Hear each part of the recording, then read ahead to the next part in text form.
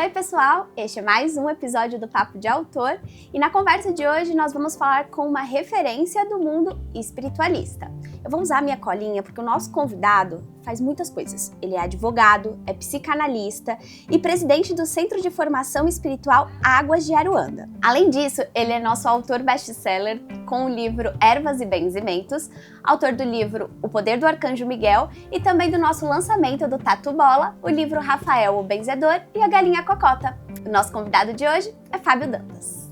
Olá, pessoal! Fábio, muito obrigada por estar por aqui. Já estava na hora, muitos livros na casa e a gente vai falar um pouquinho de cada um deles, tá bom? Vamos lá! Primeira pergunta que eu tenho é que a maioria dos seus livros abordam a espiritualidade, terapias integrativas e a ancestralidade.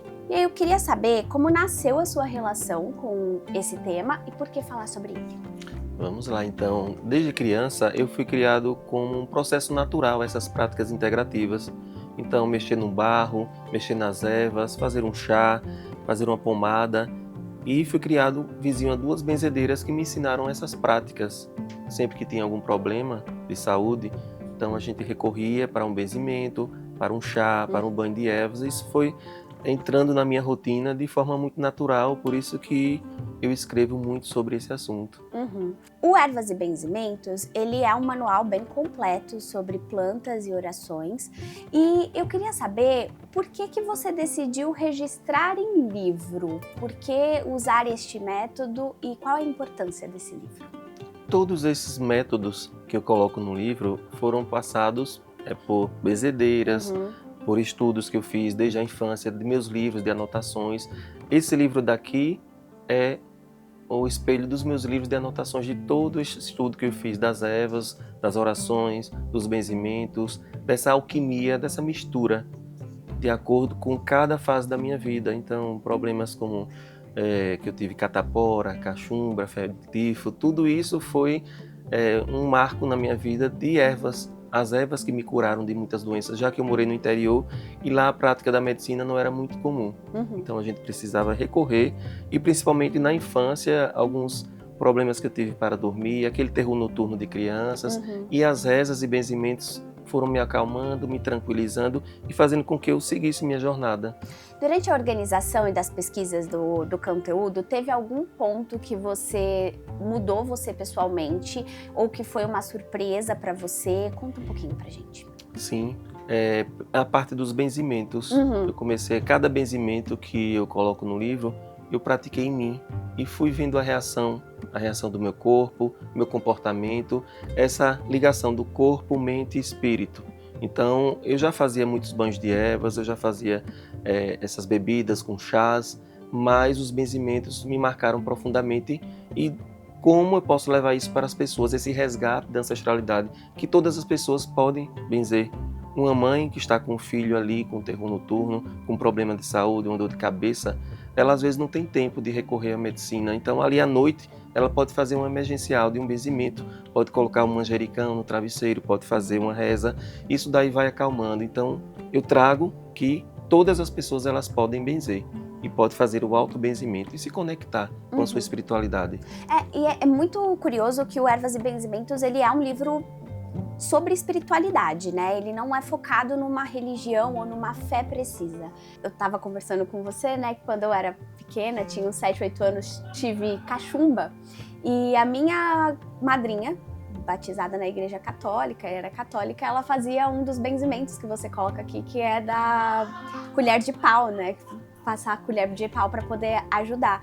E é isso, ele integra muito e não é focado numa fé direta, né? Ele é meio que para todo mundo. Isso, aqui você vai ter movimentos que você pode ligar ao catolicismo, à Umbanda, ao Candomblé, já que eu também trago as ervas dos orixás, que são as entidades.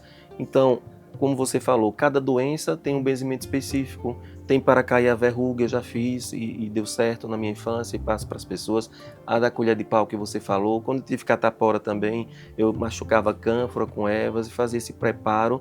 E também foi muito especial para mim. Eu já tive febre de tifo na infância, que eu fiquei 21 dias isolado no quarto. E ali as ervas, a cama de folha, folha de banana, então da bananeira. Então tudo isso foi uma prática que eu construí ao longo da minha vida e eu trago para as pessoas, porque eu entendo que o conhecimento ele deve ser divulgado. Tudo que eu coloco aí são meus cadernos de anotação de tudo que eu fiz e a receita que deu certo para mim. Você sabe mais ou menos quanto tempo você demorou para coletar tudo que está aqui, Fábio? Acredito que uns 2 anos. É muito tempo. 2 anos. E no tempo da pandemia, que foi quando as pessoas precisaram mais, eu comecei a falar nas redes sociais desses temas e vi o quanto as pessoas precisam realmente, de fato, tomar aquele banho de ervas, conhecer quando a erva é quente ou agressiva, quando a erva é morna, o que pode beber, o que não pode beber, porque tem ervas que você não pode consumir. E uma coisa especial, muitos livros de ervas são traduzidos, então nós não temos aquelas ervas no Brasil. E aqui eu coloco todas as ervas brasileiras. Então, mesmo tipi ou guiné, eu trago como se chama e para que serve cada erva. E eu trato também do alinhamento dos chakras com as cores, as ervas, as velas, de forma muito tranquila e didática. É um livro que traz muito da ancestralidade brasileira, né, da tradição do brasileiro. Todo mundo tem um parente ou alguma tia, uma avó, alguém próximo na família que faz benzimentos e conhece esse tipo de tradição, né? Acho que ele representa bastante o país. E aí eu já quero puxar para o Poder do Arcanjo Miguel, porque este livro, você decide explorar, né, e estudar profundamente uma das figuras angelicais mais poderosas que a gente tem. Qual a sua ligação com o Arcanjo Miguel e por que falar sobre ele, a importância de falar sobre ele? O Arcanjo Miguel, eu venho de uma tradição católica na infância, então lá no interior, a gente tinha muito contato com os anjos, com a hierarquia angelical, e daí veio a necessidade de eu buscar mais. Eu sempre preciso buscar o conhecimento para entender o que está acontecendo. Quando eu era criança, eu praticava muito aquela oração: Santo Anjo do Senhor, meu zeloso guardador, se a ti me confio a piedade divina, sempre me rege, me guarde, me governe e me ilumine. Amém. E quanto mais eu fazia essa oração, aquelas coisas de criança iam desbloqueando, né? A criança sempre tem aquelas travas, aquelas questões de medos, medo de dormir, medo do escuro. Sempre que eu fazia essa oração, eu via que iluminava algo ao meu redor. E também já foi esse contato com os anjos. Quando eu fui estudando mais os 7 raios, a hierarquia angelical, foi que eu percebi a importância dos arcanjos, principalmente na sustentação do planeta. E o Arcanjo Miguel, ele está à frente de todo esse movimento. Inclusive esse ano de 2026, que é o ano 1, é o ano regido pelo Arcanjo Miguel. Então, pelas tradições espiritualistas, religiosas, diversas agremiações religiosas trazem essa figura do Arcanjo Miguel. Digamos que ele é o arcanjo mais conhecido. Temos Rafael e Gabriel, mas inclusive nas escrituras sagradas nós temos Miguel. E Miguel é aquele arcanjo que você pode chamar para problemas de saúde, para enfrentamentos de batalhas. Ele sempre está ali.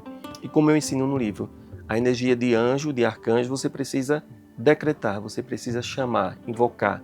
E esse livro daqui é um chamado. Você começa a entender mais sobre a musicalidade celestial, sobre o nosso sistema de crenças. Às vezes a gente não acredita porque foi uma crença passada na nossa infância e a gente precisa desbloquear. E Arcanjo Miguel para mim é isso, é o desbloqueio dos obstáculos, de todos os obstáculos que nós temos na vida. Se você decreta, se você faz essa conexão com o Arcanjo Miguel, a sua vida muda completamente. Foi isso que aconteceu comigo, por isso que eu trago também para as pessoas isso. Você pode, se você invoca o Arcanjo Miguel, é uma força muito poderosa na sua vida. Fábio, uma pessoa está começando a trilhar o caminho da espiritualidade, qual livro você indica para um iniciante? Olha, você pode iniciar com as ervas, porque pelo conhecimento das ervas você vai desbloqueando, inclusive como eu ensino, às vezes você quer entender melhor, não está conseguindo, você faz um chá de anis estrelado, faz um banho de ervas de anis estrelado, de alecrim com manjericão, isso daí vai aflorando a sua espiritualidade. Existem ervas que expandem a nossa consciência, são ervas expansoras. Então, para você começar o estudo de qualquer coisa, eu sempre ensino o livro Ervas e Benzimentos, ele é a base de tudo. Depois você vai avançando, e é um livro muito didático, muito fácil de assimilar. Depois você passa para a hierarquia angelical, que aí já vai ser um estudo mais aprofundado. Existem outras técnicas que você vai começar a praticar. Então aqui, como o sistema de desbloqueio de crenças e ativação da lei da atração, que é muito importante a gente fazer todos esses exercícios de desbloqueio de crenças antes de ler qualquer coisa, porque às vezes a gente tem aquele bloqueio. Eu não sei, eu não consigo, eu não posso, mas você pode, você consegue, porque a espiritualidade ela está regendo todo o cosmos. Então a gente precisa entender o autoconhecimento, é a conexão do corpo, da mente e do espírito. Bom, você fala com todos os públicos, você é bem conhecido e engajado nas redes sociais, mas o meu novo xodozinho agora, do selo Tatu Bola, é o Rafael, o benzedor e a galinha cocota. É uma história muito fofa. E você tá agora falando com um público diferente do que você costuma falar. Por que falar com um público infantil? Olha, como eu fui criança também, todas as pessoas foram crianças, e a gente sente falta da naturalidade como a espiritualidade deve ser abordada. E Rafael, o benzedor e a galinha cocota, além de trazer essa forma lúdica, que é uma galinha, as crianças gostam de galinha, e é um animal muito engraçado. Então traz a relação dele com a galinha e de repente essa galinha fica triste e ele precisa fazer alguma coisa. E para ele benzer é natural. E a avó dele é benzedeira, então ele leva a galinha para benzer e ele é todo rimado, né? Em forma de rima. Então a ABB para você trazer para as crianças também essa nova linguagem. Essa nova linguagem, porque os livros esqueceram as rimas. E a gente traz novamente e fica de uma forma muito de brincadeira, de tranquilidade. E pelas imagens, Fê Rodrigues, que foi a nossa ilustradora, ela trouxe o sentimento que eu tenho desse livro. Ela conseguiu externalizar Rafael, e Rafael já é o nome de um arcanjo de cura, né? Então eu quero trazer para as crianças que é natural você viver com ervas, com os animais, e nesse mundo que a gente está tão intolerante, a gente precisa trazer para as crianças isso. E o público infantil, ele precisa de uma literatura como essa. E eu queria que você explicasse um pouquinho como foi o processo de traduzir, de traduzir essas ideias que você já fala com um público mais adulto, também para as crianças. Qual foi o processo? Como foi o processo de pesquisa, o processo de pensar essa história? Como foi? Quanto tempo foi que você demorou para escrever o livro? Esse livro aqui foi uma construção. Eu fiquei 6 meses observando meus sobrinhos. Eu tenho sobrinhos nessa idade e comecei a fazer uma enquete mesmo com eles sobre esses assuntos e percebi que eles gostam desses assuntos, desses temas. Eu tenho um que, inclusive, entende muito dos astros, dos planetas. Então, essas crianças de hoje, elas são especiais, elas têm um conhecimento diferenciado. Eu fiz um estudo de campo com essas crianças antes de fazer esse livro e trouxe de acordo com aquilo que eu observei que é a tendência deles para o aprendizado. Essa forma didática que a gente precisa ter nessa tecnologia, nesse mundo tecnológico que as crianças hoje estão. Então, eu precisava trazer algo diferente, algo que chamasse a atenção dessas crianças. E quando eu comecei a contar a história para eles, eles ficaram ali prestando atenção. Então, isso é muito importante. Para a gente focar bem no Rafael, qual a mensagem central do livro? Eu sei que a gente vai falar sobre cura, a gente vai falar sobre benzimentos, mas qual é a mensagem central dele para você? A mensagem central é que a nossa ancestralidade ela não pode se perder no meio tecnológico. A gente está vivendo, trazendo para as crianças um mundo muito diferente do que a gente viveu no passado, dos nossos ancestrais, e a gente precisa resgatar o pé no chão, o convívio com os animais, com as ervas, com os banhos sagrados e com as orações principalmente. A gente precisa trazer de volta a espiritualidade infantil para mostrar que Deus ele está acima de qualquer coisa, ele está acima de qualquer religião, ele está na natureza, ele está nos animais. Então a gente precisa trazer essa naturalidade que nos foi tirada. E esse livro, Rafael, ele traz isso. Ele traz esse resgate, é o resgate. Eu sei que a gente já tá com novidade aqui, mas você tem algum spoiler para contar pra gente? 2026 tá chegando, tem alguma coisa já em mente pra frente? Você já pode falar alguma coisa? Já temos um novo livro aqui, da editora em andamento. Legal. E vai ser sobre o quê? Já Vai pode falar? ser um livro da busca do nosso propósito.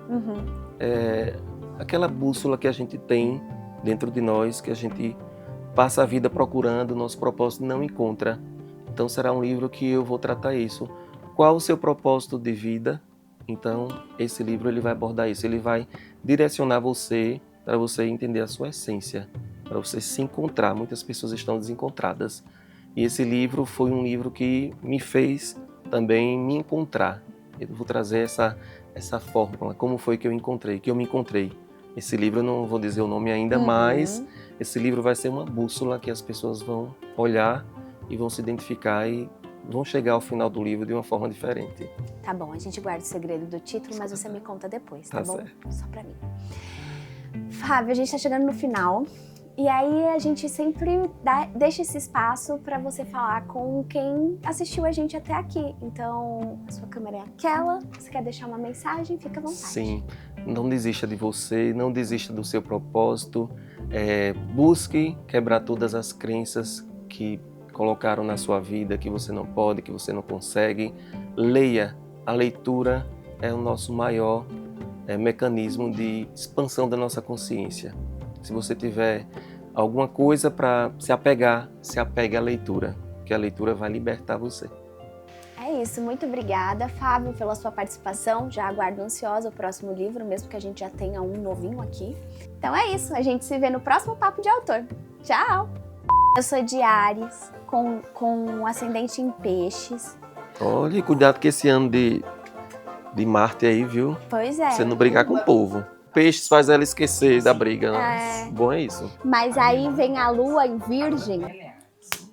Vai ser uma guerra assim planejada. Você não tem ideia. Aqui, ó.